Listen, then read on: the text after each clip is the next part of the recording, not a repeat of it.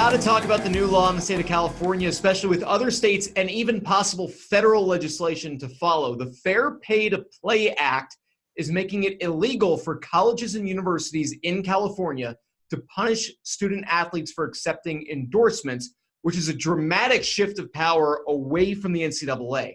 This legislation would not take effect, or will not take effect. It has been signed into law by the governor. Will not take effect until 2023. So there is still a few years for the NCAA to get their stuff together and maybe do something.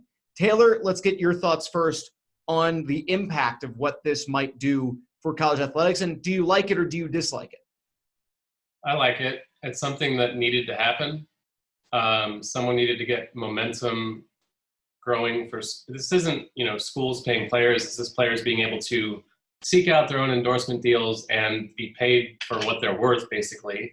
The schools are already making tons of money off of these people, notably the star athletes, which are the ones that are obviously going to benefit the most from it. The NCAA, we've seen, a lot of talk about this over the last few years about paying players, paying athletes to play college sports, notably football, basketball, the big ones. The NCAA was never going to actually take this issue up themselves without someone essentially forcing their hand. And while this isn't schools paying players, this is at least something that is a step in the right direction. And I think, we see all these people in charge, like the commissioners and Mark Emmert, crying foul about it, saying, this takes the amateurism out of amateur sports and it's the professionalization of college sports and things like that, which is just something that rings hollow from these people that make millions of dollars a year because of these athletes. And the athletes, at least on the up and up, don't see anything from it. So it's not the final step. The final step, obviously, is these athletes being paid by the schools eventually at some point, or by the NCAA or whoever. But someone needed to do this. Someone needed to at least make the NCAA think about it. Other states are going to follow. Colorado, Florida, a handful of others have already started to introduce similar legislation. Like I said, it's something that brought the issue back to the forefront. It's something that needed to happen. So I think it's a good step. It's not the final step, but at least we're talking about it.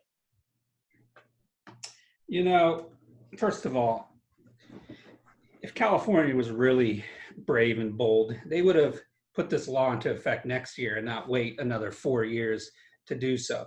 Second of all, let me get to this point. I got a lot of points.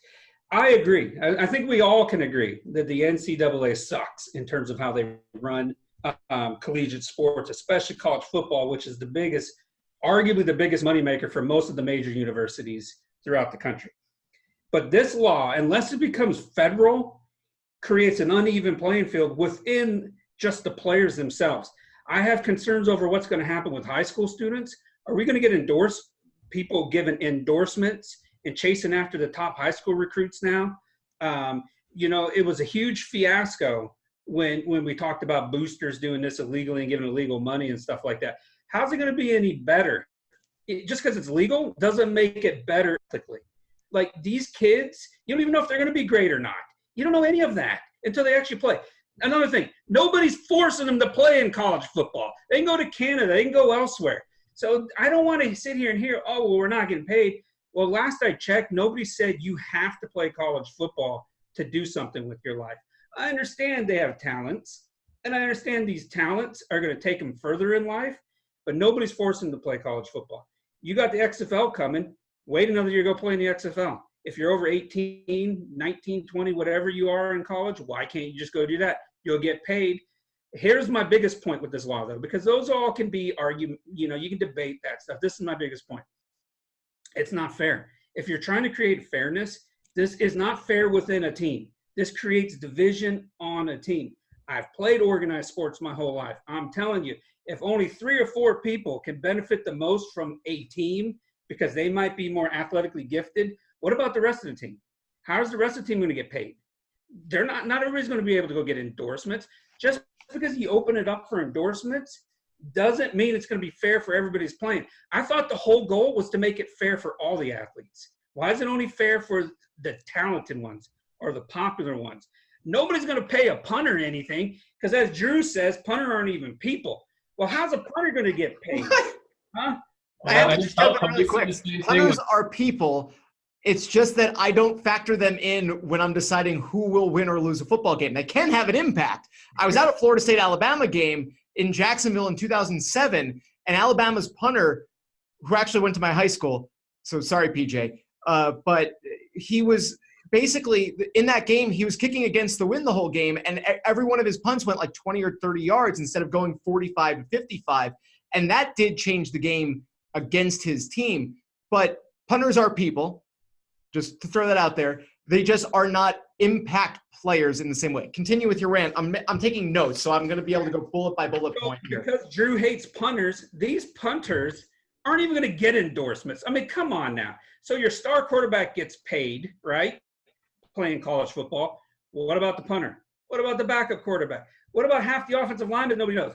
And let's get to this point. Now everybody's going to want to play in California or a state that sits here and allows this. What about states that don't allow this? Like I mentioned when we briefly discussed this yesterday, what if Indiana and Pennsylvania don't do that? And two of the biggest football programs, Notre Dame and Penn State, they don't get to have endorsed players. Are their players going to leave? Are we going to have mass transfers now? Because they're going to go to states where, well, we want to get paid. We want money. Like this is a big cluster right now. I'm glad they said in a couple years, because hopefully it become a federal law where something gets modified so all players get paid. But this endorsement deal, this is booty, all right? This is booty because not everybody benefits from it. And so what we have here is this.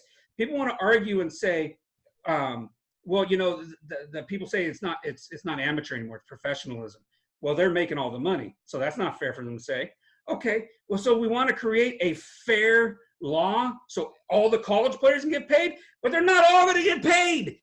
Who's going to pay people from Boise State if you can pay people from Florida State? Or unless it's a local town sponsor. Hello, they don't have the budget to pay everybody on Boise State. It's not fair. Not everybody's going to get paid. Not everybody's going to make money.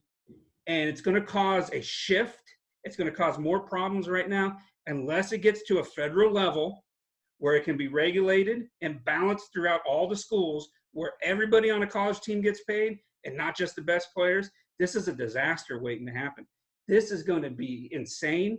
I don't care if, the top players get endorsed. I don't care. What I care about is the bottom 5 players on the team that don't get endorsements. What about them? They work just as hard. They're just as valuable to the team as a star player. No, they're not. Yes, they're literally not. That's why they're the bottom 5 players and not the star player. If the star player doesn't have other teammates around, how's he going to be a star player? I think they're just as valuable as the star player. They're just as valuable to the team in terms of constructing the team, ensuring of the team. All right, hold on. I've got like 15 bullet points for you here, so I'm going to cut you off really quick. I'm going to finish responding to that because yes, the scout team, the walk-ons that do assist are absolutely valuable. So I'm going to go in order of what you said here, though, if you don't mind, because I'm only responding. Punters are people, okay? Drew, punters are people. I agree. Punters are people. That's I think, Taylor, do you agree with that? Can we all get on board with punters are people? Sure. Okay, punters are people. Good. We've established some common ground. All right. So starting with what you started with, at first you said that it should be next year if California had any courage and not 2023. And then later you said that you were glad that they did it so that maybe the federal could get in.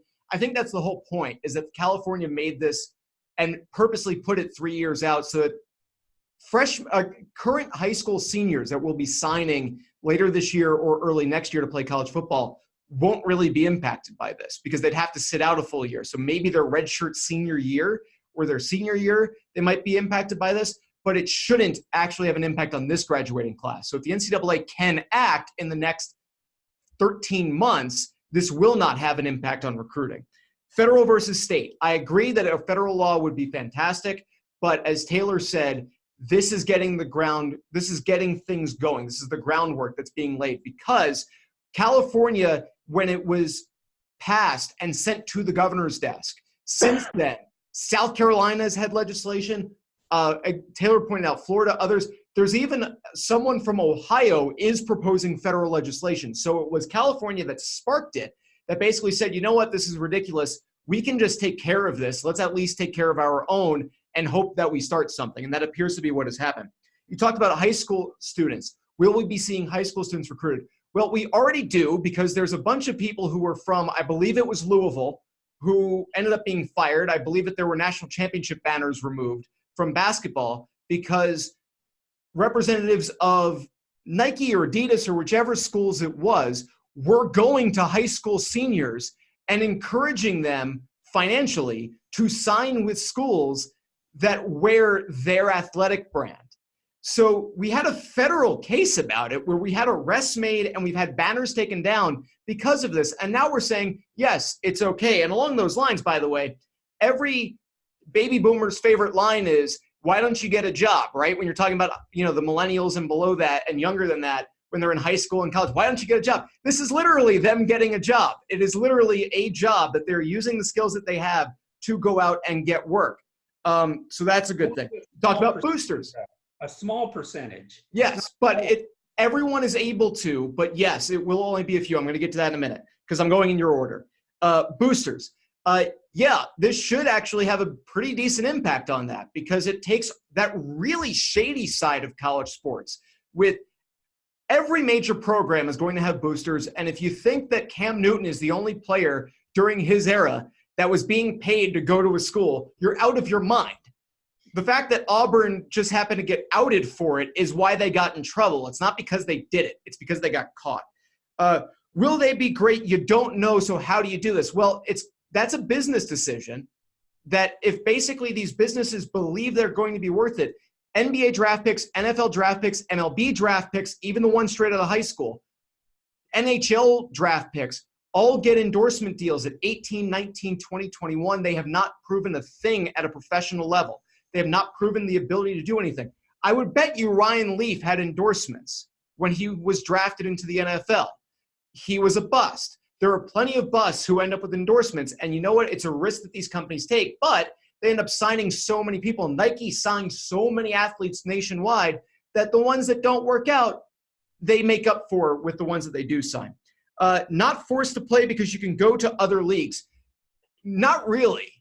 I don't know if the CFL or XFL specifically have age requirements, but the NFL does. That's kind of the reason that my whole argument with this is that the athletes that absolutely need to be paid are football and basketball, because whether on the books or not, the NCAA and the NBA and NFL have worked together to ensure that these athletes have to spend some time under the NCAA banner. They cannot enter the draft until they are 21 or 19 years old.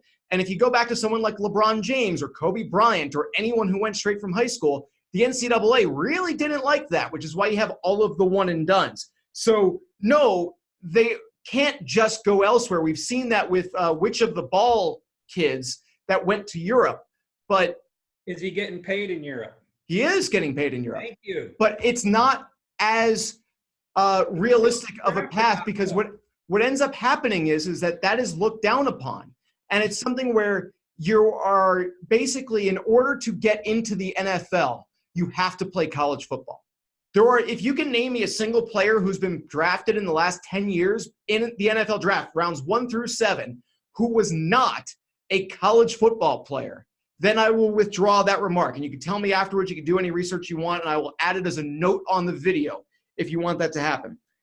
Not fair within a team because the star QB versus the backup QB. Interesting point, because this is one of my favorite parts about having tiered salaries available. Because right now, there's nothing that stops Alabama from recruiting the 4 best wide receiver prospects in the country every year. But if that 4th best receiver prospect going to Auburn or UCLA might make it more profitable for them, suddenly you get a better competitive balance, because the backup QB at USC might want to play at USC, but he may never play. He may sign as the 2nd best quarterback recruit in the country, but the best quarterback recruit in the country might also sign.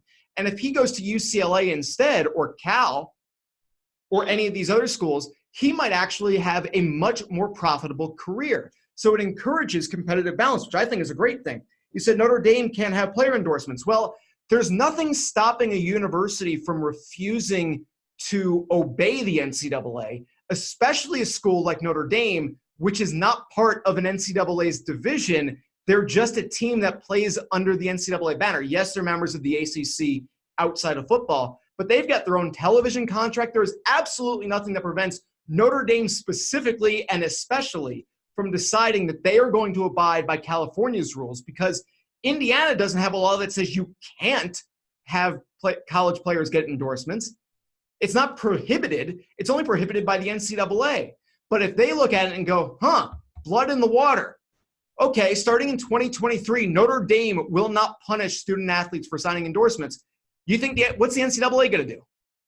They're technically a charity. They're technically a not-for-profit organization. What are they going to do? Are they going to kick Notre Dame out of the NCAA? Absolutely not. And you know what? If they do, then the SEC, the ACC, all of the Power 5 schools decide to go independent, and they create their own thing, which hopefully is what ends up happening. That's just the Boise State. Hold on, I'm still only responding to you. Burn it all down. You're like Seth Rollins. Burn it down. Boise State. Why would you pay Boise State players if you can pay Florida State players or Florida players? Well, if your business is in Idaho, it would make a whole lot more sense to have the local player, because the Broncos are a big deal in Boise. And especially if you go back to, Zabransky and that era. If you were in, what year was that? Was that 2009?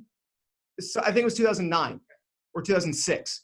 But anyway, if you were a Boise-based business in that year, would you rather have signed, I'm trying to even think who the quarterback would have been at Florida State, because I was there at that time, so I should remember. But would you rather have Zabransky, who is a known name within Boise, or would you rather have, any receiver or quarterback from the 2007 Florida State Seminoles, who is completely irrelevant in Boise? Now, the other interesting thing, though, is that if it's a kid who grew up in Boise who plays at USC, that would be something that you could do. But yeah, I think it's beneficial, because you're going to get any college town business is going to want an endorsement from that college. And if they can get the star quarterback, the star point guard, whatever, from whatever their university is, it's going to play well in their home market.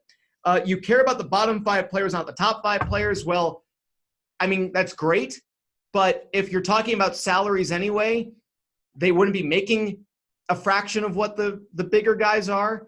It's commonplace in professional teams where the players that make the most money might treat, if they're just feeling friendly, might treat their offensive linemen. How many times has Tom Brady bought dinner for his offensive line? He makes 10 times what they do. By the way, I had also marked down, because you said the offensive linemen that nobody knows, it's unfair to them. Well, in this participation trophy culture that you're trying to preach here, I guess that would be a thing where if everybody gets a trophy and everybody gets an endorsement, that's the only time it's okay. But I do agree with you.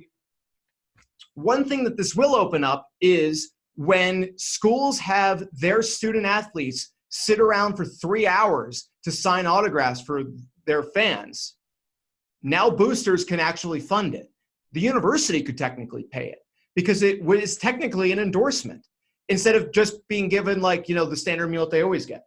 So that was responding to you. Let's let Taylor get back in. He sat nice and quietly for 20 minutes. I also need a breather. Anything you want to add? Because I was only responding to Rick.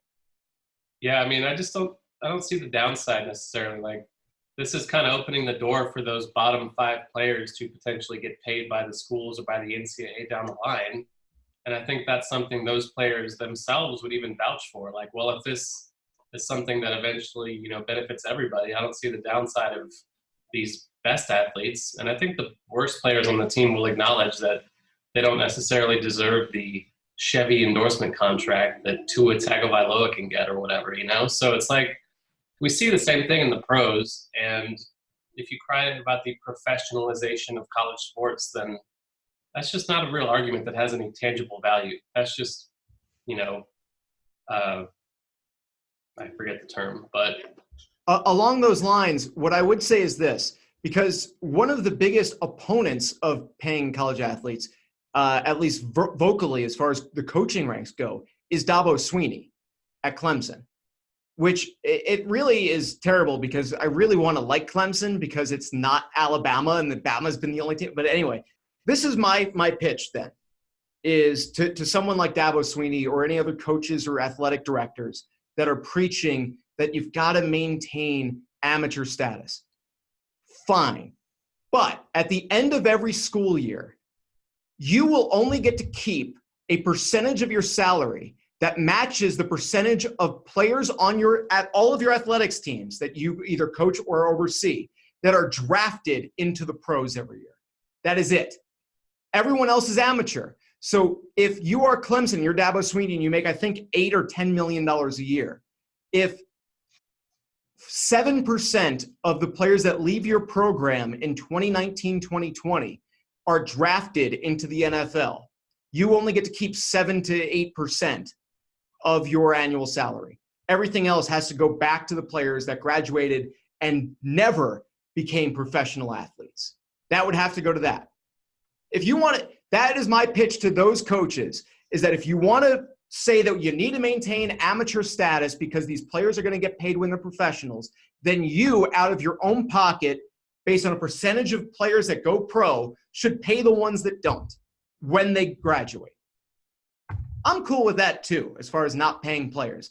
If that's what the coaches want to do, if they want to take a percentage of their own salary and give it to split it amongst all the players that get their degree but don't go pro, cool.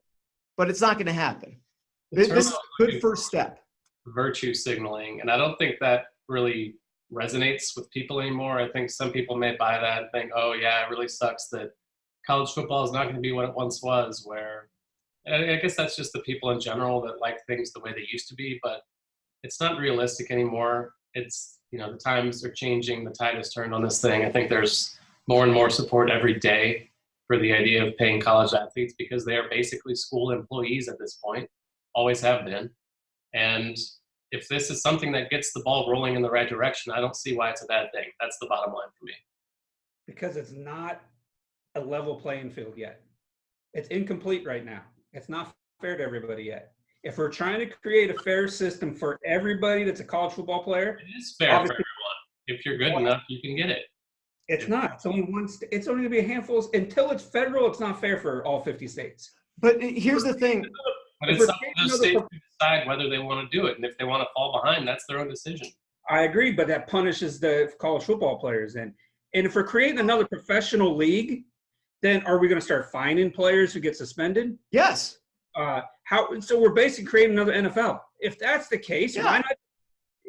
If that people treat it like but it's not a level playing field. That's the whole point. You can gamble on it just like you can gamble on pro sports.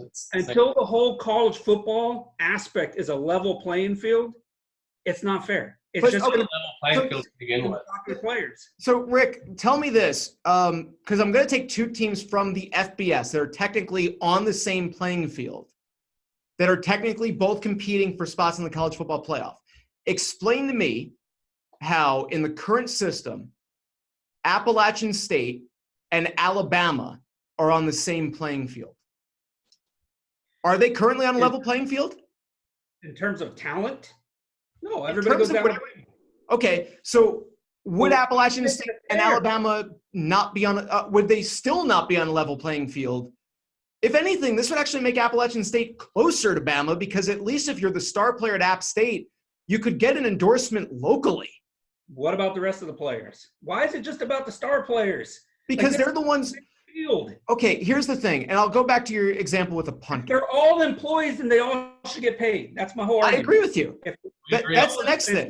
This is part one. This is a step. This is a good step in the right direction. But I'll go back to what you said. Here's the thing. Have you been at college football games or been around them and been in an atmosphere where people are wearing jerseys and shirts and celebrating and cheering on their teams? You have, right? How many of those jerseys have numbers on them? Most of them do. All of them.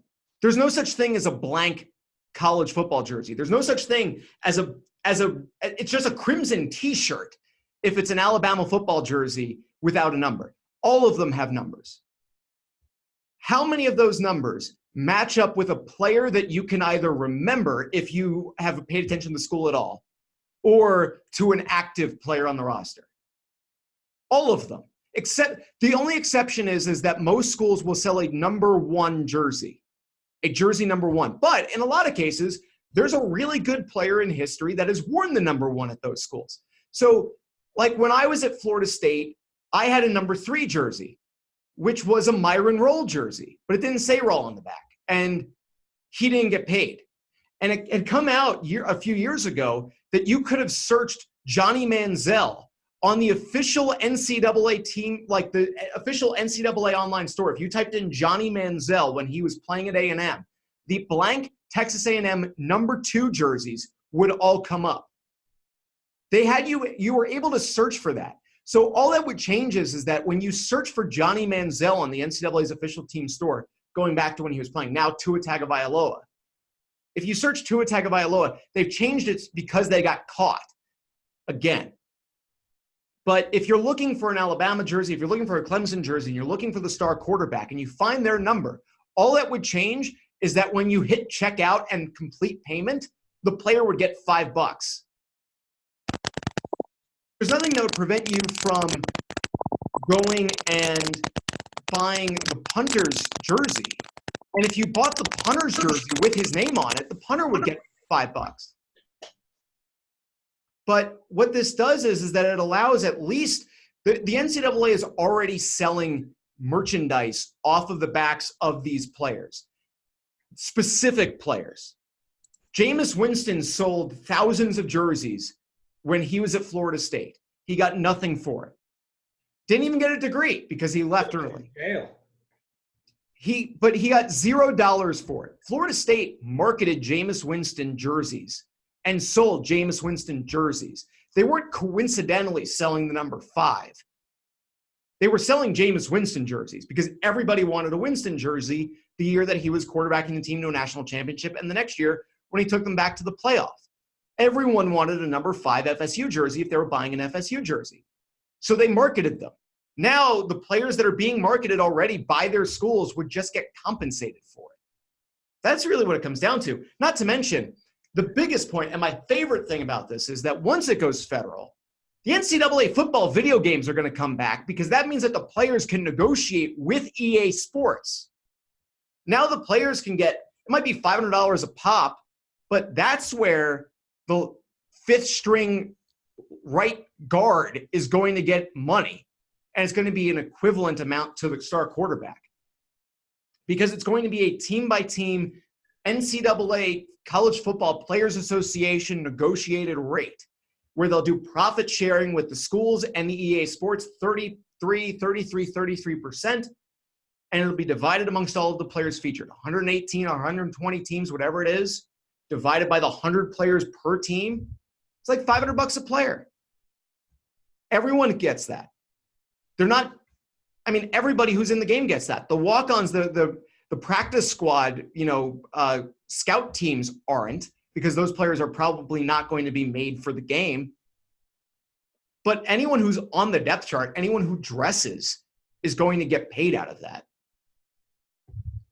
I mean, and they'll sell them 10 million copies the first year they bring that game back. That's how they're going to make money. That's what this opens the door for. Without this, there is no NCAA football because the NCAA decided that they'd rather make nothing off of it than share the money with the student athletes.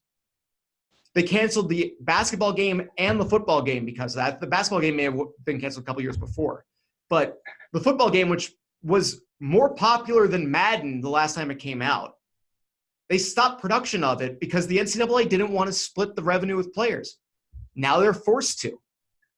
And now it opens the door to bring that back because now the players can go out and say, well, you can negotiate with the schools to get the rights, but if you want to dress the Cal Golden Bears as the Berkeley Bears, there's nothing that would stop EA from making a game that is licensed with all of the college football players in the country. Because we just saw a game called Maximum Football come out that does so without a college football license, that created a college football video game that basically does that, where it's like, oh, it's the Tallahassee Tribe. instead of the Florida State Seminoles. Or the I like Marshall, the Thundering Herd was like the Huntington Bison or something. There's nothing that would prevent EA from doing that. We saw that years ago with like Ken Griffey Jr. Presents Major League Baseball on the Super Nintendo that I grew up playing, where Griffey was the only player in the game. Nobody else in Major League Baseball got a dime out of it other than the teams because they just signed a deal with Griffey. That's basically what we're going towards. I'm excited about it. I think there's a great first step. I agree with you, Rick. They need to be paid. They need to be compensated. Every player who's on the roster needs to be paid if they're going to be signing these multi-billion-dollar TV deals and coaches making 6, 7, 8 figures a year. This is a first step towards that. This is finally allowing at least a chunk of college athletes to profit off of them and allows all college athletes the opportunity to seek compensation out. I hope you enjoyed that segment from the Odds On Favorites podcast. If you did, there's plenty more where that came from. Click on the link on your screen now to be taken to the complete podcast from this week, or check out the channel to find the other individual segments. And make sure to like, share, and subscribe to the Odds On Favorites YouTube channel for plenty more sports and sports betting picks, tips, and how-to guides.